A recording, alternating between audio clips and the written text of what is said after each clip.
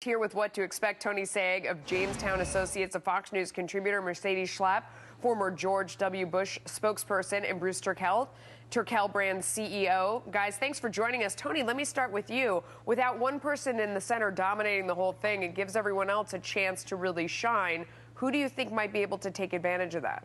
Well, look, I think you have Ted Cruz, who certainly wants a win out of Iowa. And I got to tell you, a lot of people want Ted Cruz to win Iowa because that's a logical way to stop or at least slow down Donald Trump if you're not a Trump supporter. So even if you're not necessarily voting or rooting for Cruz, he is the one who stands most in Trump's way. Number two is Rubio, who's gained both in Iowa and New Hampshire, for those of us watching it closely over the last few weeks. And that is really the matchup that if you thought Donald Trump wasn't going to run, this race would have been about. The movement conservatives like Ted Cruz and Marco Rubio fighting it out. And a recent poll came out. This is very interesting, actually, Melissa.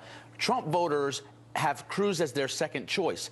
Cruz voters have Rubio as their top second choice. So I think Rubio's going to try to make a play and get some of those Cruz supporters as well. Mercedes, Ted Cruz is the one who has the biggest chance, obviously, to win in Iowa. You know, he right. gets out there tonight, and if you think about the last debate, the only time that he looked really weak was when Trump took him down on the New York values thing.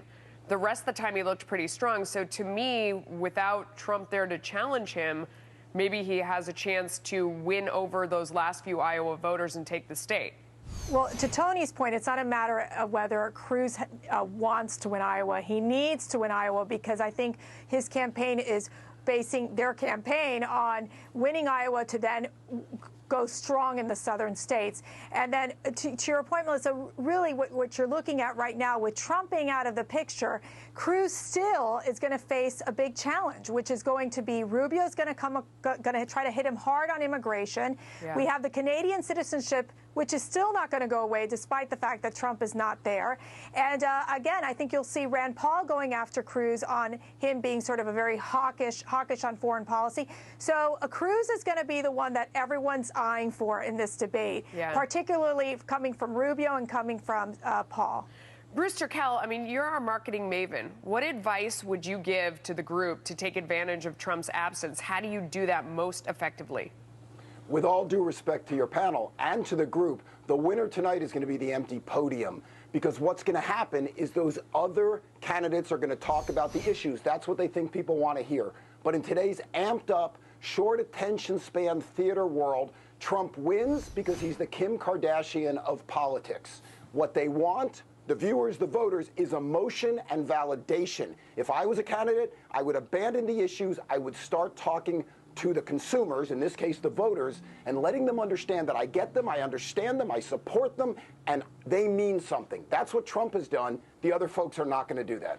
Tony, does that advice sound right to you? And I mean, it almost sounds like what Bruce is saying is right for a national audience. I'm not sure that that necessarily holds true for that narrow audience in Iowa that's going to the polls next week. I think you make the exact right point, Melissa. Look, absolutely, and I'm a big subscriber to the fact that people vote based on some sort of emotional variable. We always think it's the issues, the ideas. Sometimes it's really how a candidate makes them feel, and absolutely Trump has done well as far as creating that kind of connection with the American people. But don't forget, Iowa is a very intricate caucus process. Even in the Fox poll last week that came out and showed Trump surging ahead of Cruz, 43% of his supporters have never participated in a caucus. That's not necessarily good news for him because they have to organize very effectively in order to turn out, number one. Number two, you have a third of Iowa voters who are willing to change their mind, and Trump's not going to connect with them if he's not on that stage. Okay. Thanks to all of you. David. Thank you. Thank you. And on the other side,